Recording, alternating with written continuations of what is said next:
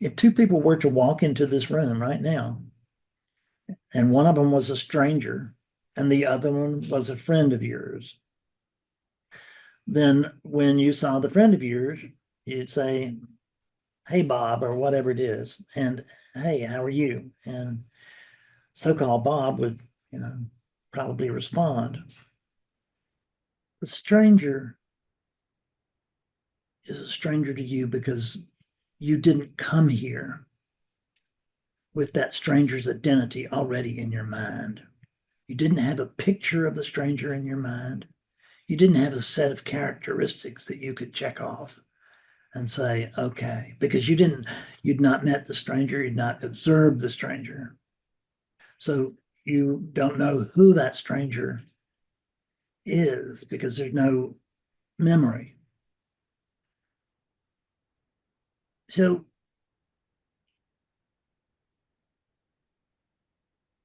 the friend of yours is quite different. It jogs all sorts of memories, doesn't it? Yeah. Hmm. You can remember when you Yes. first met. You can remember when they made an ass out of themselves or whatever. You have many memories. And so when you come here and see the stranger, really what you're seeing is a unit with your memory on top of it. You see that? Yes. Yeah. Yes. So you just didn't bring a stranger in your head, did you? No. Nothing to compare to. It's the first time you've ever seen this person. Yes. So who are they? You don't know.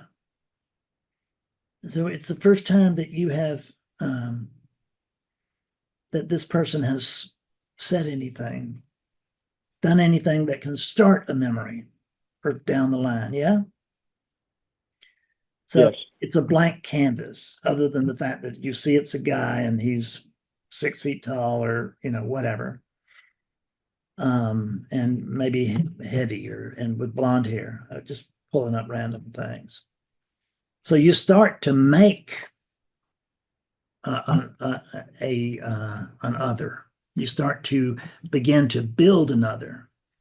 And then once it's given a name, like all of these things, this is Bob, then you'll start referring to these memories as Bob. You're not really referring to that as Bob because that is no longer, it was a blank eye, it was a blank thing. But that's now, that blank thing has just been crowded out by your memory. You understand so far? Making sense? Yes. Okay. Yes. So when you're looking at your memory, you can see Bob. When you're looking at that unit, you can't see a Bob. Does that make any sense to you? No. Okay. So this is where we want to go. So when you're looking at that memory, you can see a Bob. What do you Yes. see in the absence of the memory? What do you see? A stranger. A stranger. So, and what makes him a stranger? Because there's no memory in my head that I can connect that person with. So, or when you are looking at the person that you know, are you looking at the person that you know, or are you looking at your memory that has just been called up? I'm looking at the memory. That's and when you're not looking at a memory, you're looking at an object. And it doesn't tell Yes. you anything about the object. You're looking at an apple without the word apple, or sweet, or red, or round, or delicious. These are characteristics of an apple, but when you first see it, it's not characteristics of an apple, it's just something. And then we start to define it by saying it's round, it's red, it has some heft, it's sweet, it's juicy, it has a core, it has a skin, it has the meat. The so we've actually built an apple where there wasn't one. Because if anybody Yes. else comes in the room that doesn't know about apples, they won't see an apple either, will they? No, Yes. they will see what is this? They don't know what it is. So this is the world of memory. Is, like I can tell you that, well, that's Jim over there. I know Jim very well.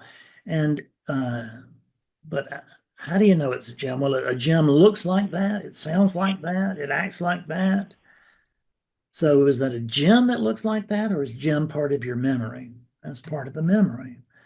So this is not true life. This is not true. This is mind. This is all mind, and you're wandering about in mind. And what are you? You are awakeness.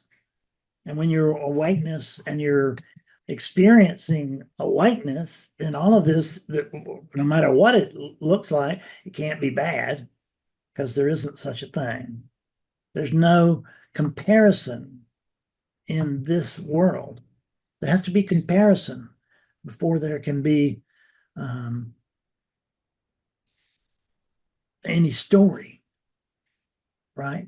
Because the comparison is what starts the story. Well, he doesn't look like the other Bobs I know. That's the beginning of a story. He does look like, but he does look like John. And there's a story. He's got brown hair. There's a story. It's so when you return, when you see that person again, you just pull out your memory and you start looking at it again and you update it. Right? Well, Bob's going gray. All right. So that's the way Bob is now. And then what is Bob going gray? Those are words. They're just words. They point toward what? Well, we're going to say it points toward hair color and age. But that's kind of story too, isn't it? That, I mean, because Bob is whatever age Bob is. Can we experience a younger Bob right now? No. Can we experience No. Right. You can't experience an older Bob either, can you? No. You can just see this, and by way of memory, this resembles what you recall as being a Bob. Yes. Yes. So you see this, and then you fill in all the blanks. This doesn't have to be much. We get to where we can recognize people when they have a mask on, where they have a costume on or whatever. We can still recognize them because there's certain traits.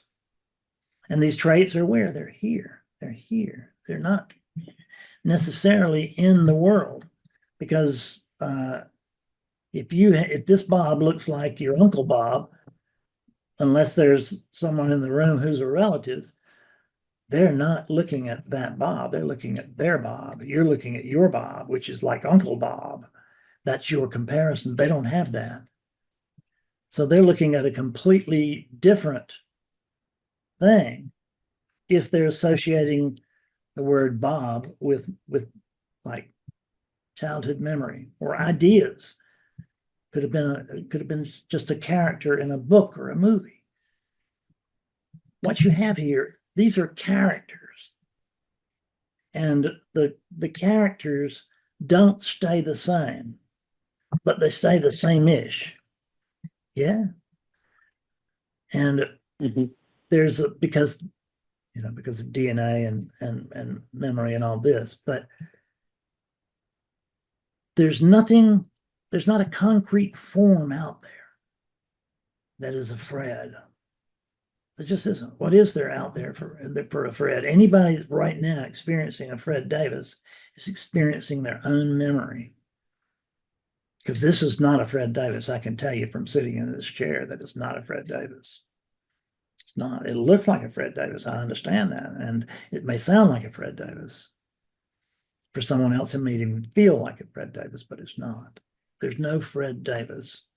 So what you're doing is you're taking something with no identity, you're giving it identity, and then you're wondering, why do I keep identifying that as other or whatever? Because that's the way that you built it. So you've got to unbuild it.